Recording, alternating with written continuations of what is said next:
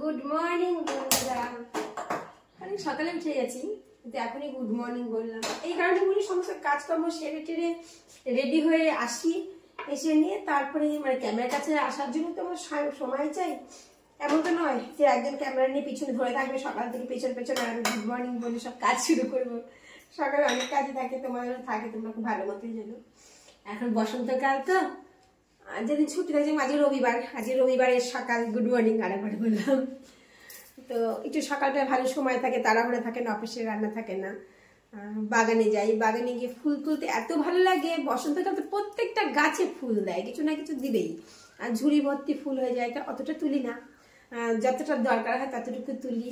যদি সম্ভব হয় পুজো দেওয়ার সময় যদি মনে থাকে, আসলে ব্লগ করতে করতে মাঝে মধ্যে যখন একটাই তো মোবাইলে সবকিছু করি, ফোন টোন আসে এই আসে এই সব করতে করতে না ভুলে যাই যে ব্লগ চলছিল। পরে আবার পরে মনে পড়ে, কিছুটা যে এখন শুরু করলাম, কিছুটা করতে করতে ফোন টোন আসলে পরে ভুলে যাই।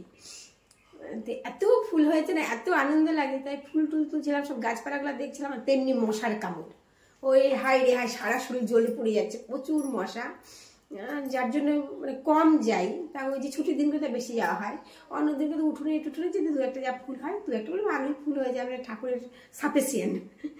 তো নিয়ে নিই, আর ছুটির দিনটা একটু বাগানের ভেতরে ঢুকি, ফুল টুলগুলো তুলি, কিন্তু ওটা তুলি না, একটু গাছপালাগুলো দেখি।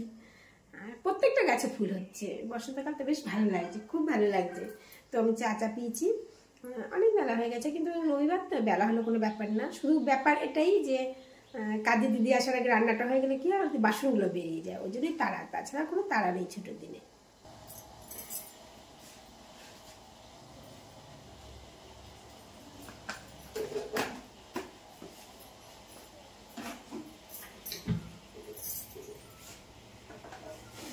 সর্দি তো আমাকে আমার কাবু করে দিয়েছে, দুর্বল লাগছে দেখতে। ঠিক আছে, চাটা খাই, আবার একটু পরে, নাহলে অনেক বড় হয়ে যায় বেশি বেশি কিছু দেখলে।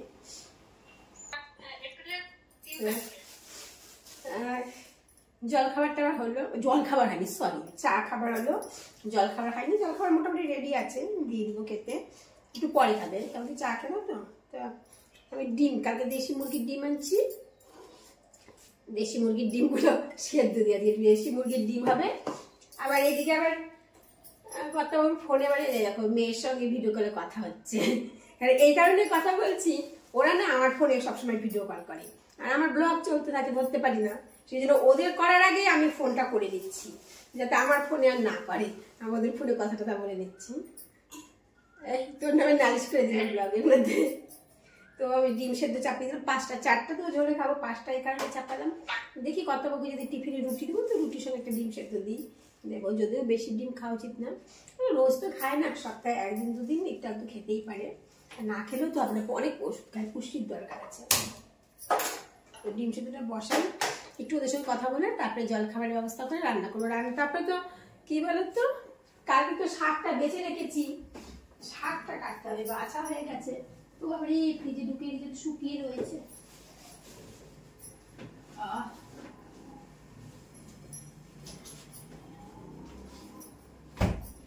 ফ্রিজে শুকিয়ে গেছে, জলে ভিজিয়ে রাখবো, তারপর কুচাবো, কুচিয়ে রান্না পাট শাক করবো। আজকে পাট শাক করবো, ডিম করবো, মোটামুটি সব রান্নাই হয় তেল কম টম দিয়ে, কিন্তু কি বলতো ওই চাটনিটার ভাজাটা হয় না, যেটা আমার রেগুলার মেনুর মধ্যে ছিল, যাই রান্না হোক না একটু কিছু ভাজা আর চাটনি না রুনি খেতে না, চাটনিটা ভাজাটাই অফ হয়েছে, এভাবেই খাওয়া দাওয়া চলছে, তাই হোক চলছে। আর তিনি তেমনি বায়না কিছু করে না, যা হচ্ছে তাই খাচ্ছে। তো পরে কথা বল। হ্যাঁ, আজকে ওর জামার বার্থডে, বার্থডে বলতে আমাদের আজকে, ওদের কাল। Happy birthday. হ্যাঁ হ্যাঁ হ্যাঁ, ঠিক আছে। আর শোনো না, ই করছি মানে তোমাকে ভালো যেটা গিফট দিব, সেটা 1 বছর পরে যখন আসবে সেটা মানে হেভি গিফটটা দিব। আর আজকে আমি কিছু টাকা পাঠাচ্ছি, একটা টি শার্ট কিনে নিও, ঠিক আছে? একটা টি শার্ট কিনে নিও, যে ঘরে রান্না করো যখন, যেটা পরে লাল শাড়িতে খুব ভালো লাগছিল, তুমি লাল রঙের, একটু টপ করে নিই। ব্যাস, সকাল সকাল খবর এলাম, কাজের দিদি আসবে না, ও পেটে ব্যথা করছে, সে তো মানুষের শরীর খারাপ হতেই পারে। তবে কি বলতো, এই যে সকাল সকাল বেরিয়ে না, আমি আমার মতো করে কাজ করে নিতে পারবো, অনেক বেলা ওনার জন্য কাজ ফেলে থাকছে, তারপরে আসবে না, খুব সমস্যা হয়। করে নেবো, কোনো অসুবিধা। একদিন দুদিন না করে নেওয়া যায়, দুদিনের বেশি হলে আর পারি না, যেন কষ্ট হয় তখন। এখন 1টা বাজতে 5 মিনিট বাকি, আমার ভাত নামলো। এই দেখো ধোয়া উঠছে, কেবলই ভাত নামালাম। এটা ভাতে একটা উচ্ছে সেদ্ধ দিয়েছি, এটা সুন্দর করে তেল নুন দিয়ে মাখবো। আর করেছি পাট শাক, আর কালকে ডালটাকে বেশ সুন্দর করে শুকনো করে নিয়ে পেঁয়াজ লঙ্কা দিয়ে মেখেছি। আর করলাম ডিম। তো এই আমার আজকে দুপুরের রান্না। খুব তাড়াহুড়া করছি। আর দেখো কালকের জন্য ইঁচড়টাকে কেটে প্যাকেটে ভরলাম, ফ্রিজে ঢুকাবো। আর ইসের মশলাটাকে কেটে রাখলাম, এটা বেটে বুটে ফ্রিজে ঢুকাবো। কালকে তো অফিস আছে, যাতে তাড়াহুড়া করে করতে পারি। এখন বাসন মাজা, ঘর মোছা দুনিয়া পড়ে আছে। তোমাদের বলেছিলাম না বাগান থেকে ফুল তুলেছি, দেখাবো পুজো দেওয়ার আগে। তাই স্নান করে এলাম, এখন পুজো দেবো। তা ফুলটা দেখিয়ে দিচ্ছি কী কী ফুল তুললাম। এই দেখো হলুদ জবা, এটা তো দেখাই যাচ্ছে। আর এই যে হলো সেই করবি ফুল ফুটেছিল, যে 3টে তুলেছি, আর গাছে আছে, কুড়িও আছে, টগর ফুল আছে। আর কি ফুল তুললাম জানো, 2-1টা তুলেছি। সব গাছের একটু একটু, লঙ্কা জবা তুলেছি অনেকগুলো। সব তোলা হয় না, মানে তোলা হয় না, মানে তুলি না। তারপর আর কই গেল, হ্যাঁ এই দেখো নয়নতারা তুলেছি 2টো গুছি। শিউলি ফুল হলে এখন যেন গাছের 2-4টা করে ফোটে, দেখো তুলে নিয়েছি। আজকে বুঝি 5টা না 6টা তুলেছি। আর গাছে তুলসী পাতা এইটু দেখানো গেল কিনা জানি না, আমি অন্যদিকে তাকিয়েছিলাম। এই হলো আমার বাগানের ফুল। যতটুকু দরকার পড়ে পুজোর জন্য ততটুকু তুলি, সব তুলি না। বেশ ভালো লাগে, বসন্তকালে প্রত্যেকটা গাছে কিছু না কিছু ফুল দেয়। আর যা ফুল দেয় আমাদের পুজো দেওয়ার জন্য ঠিকঠাক আছে, মানে অনেকটাই হয়ে যায়, গাছেও থেকে যায়। এখন বাজে 4টা, এই আমাদের খাওয়া মিটলো। এত মাথা গরম হয় না, মানে কি বলবো, সারাদিন খালি কাজ করবো, খাওয়া জুটবে না। কাজের দিদি আসেনি কিছু না, কত কাজ। আর ওনার হয়ই না, গুটুর মুটুর করতে করতে এতক্ষণে খাওয়া জুটলো আমাদের। যাই হোক খাওয়া হলো, ওনারাও হলো, নিয়ে যে মুখ ধুয়ে এলেন। আর জানো তো ফল টলগুলো সব রেডি করে রেখেছি, ধুয়ে টুয়ে ঝুড়িতে রেখে ঢেকে রেখেছি। সকালে জলখাবার দিয়েছে, আমি ভাবলাম 12:30 1টার সময় ওনাকে ফল টলগুলো কেটে দেবো। সব কিছু তো নিয়মের মধ্যে চলতে হয়, তাই না? কি বলবো, মানে ওই ফলটা কখন কেটে দিতে হবে আমাকে জানো তো, ঠিক সন্ধ্যার পরে, রাত্রেবেলা উনি ফল খাবেন। যাক, একটা কথা শুনে না, শয়তানি খালি এইভাবেই চলছে, খালি অনিয়ম, এত অনিয়ম। শরীর সুস্থ হবে কি করে? আমি গরু গাদের আমাদের খেটে যাব, আমি এখান থেকে ওখানে ওনাকে নিয়ে যাবো, সেখানে নিয়ে যাবো, আর উনি অনিয়ম করে যাবেন। যার শরীর তার কোনো চিন্তা নেই। 7টা বাজলো, আমার সন্ধ্যা দেওয়া, তারপর কি বলে ট্যাঙ্কি ভরা সমস্ত হয়ে গেছে, অনেকক্ষণ আগেই হয়ে গেছে। তা আমি আর ওনাকে চা দিলাম না, সেই দুপুরবেলায় ফলগুলো ধুয়ে রেডি রেখেছিলাম, এখন কাটলাম। বললাম এগুলো ফলগুলো আগে খেয়ে শেষ করো, তারপরে এই দেখো আমার নারায়ণকে ভোগ দিচ্ছি, দিয়ে আসি ওনাকে। হ্যাঁ, তারপরে দেখি কি দেখাবো।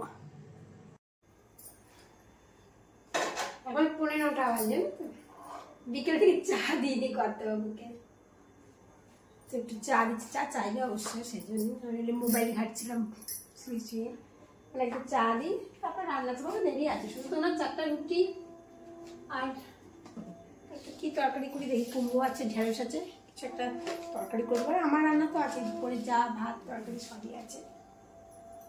এক ফটো খেয়ে দেবো আমি, আর কিছু না। একটু চা বিস্কুট দিই।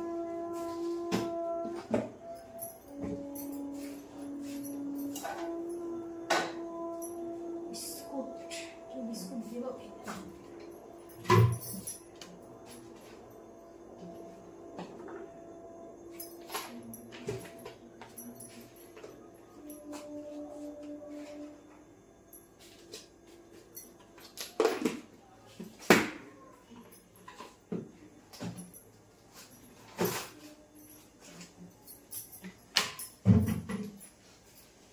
আমি চাটা খাবো না, আমি চা খাই না, তোমাদের বলি শুধু শনিবার রোববারটা সকালের সময় থাকে বলে খাই। কালকে সোমবারে উঠেই ঘুম থেকে উঠেই ফ্রেশ হয়েই রান্না বান্না সমস্ত কিছু করতে হবে, তখন চা খাওয়ার সময়ও হয় না, ইচ্ছেও করে না। রবিবারটা হাতে সময় থাকে, কর্তাবাবুর সঙ্গে কথা বলতে বলতে একটু চা খাই, একটু চাটা দিয়ে আসি, তারপরে দেখি কি রান্না করি, রাতে দেখাবো। তো রাত 10টা বেজে গেল, আবার রাতের খাওয়ার আয়োজন শুরু হবে। কুমড়োটা আছে, কুমড়োটা ভাজা করবো ছোটো ছোটো করে কেটে, কুমড়ো ভাজা আর রুটি দিব কর্তাবাবুকে, কেটে নিয়ে আগে। তো কুমড়োটা কেটে দিয়ে নিলাম, এবার ভাজবো এটা, আর রুটিটা করবো। আগের কি করেছি ভুলে গেছি। দুপুরবেলা ওই আদা রসুন পেঁয়াজ লঙ্কা সব ছাড়িয়ে টাড়িয়ে রেখেছি। টমেটো মনে আছে, হ্যাঁ ওটা কালকে কি বলে ইঁচড় করবো তো, ওই ইঁচড়ের মশলাটা রেডি করে রাখি, কালকে সকালবেলায় অফিস আছে। তো দুপুরবেলা ভুলেও গেছি, রেডি করে রেখেছিলাম আর বাটা হয়নি।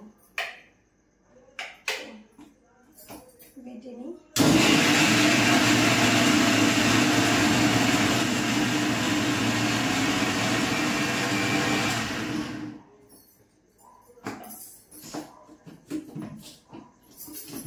কালকের জন্য নিশ্চিন্ত।